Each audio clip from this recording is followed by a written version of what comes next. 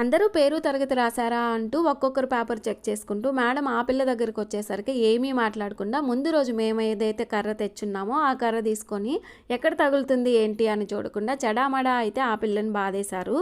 Next అయితే madam దగ్గర ఉన్న పేపర్ ఇచ్చి ఆ పిల్లకి ఎగ్జామ్ రాపిచ్చారు.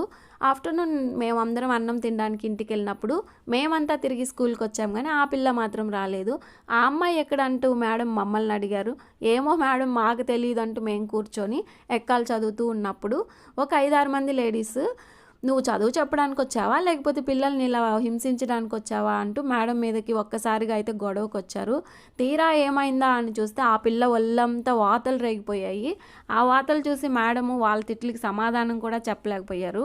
నువ్వు చదువు చెప్పడానికి వచ్చావా లేకపోతే వీళ్ళ పిల్లల్ని గొడ్డును బాదినట్టు బాధేశావు, ఏమన్నా అయితే ఆ పిల్లకి ఎవరు అని చెప్పి వాళ్ళమ్మ అయితే లబోదివో అని ఏడ్చింది.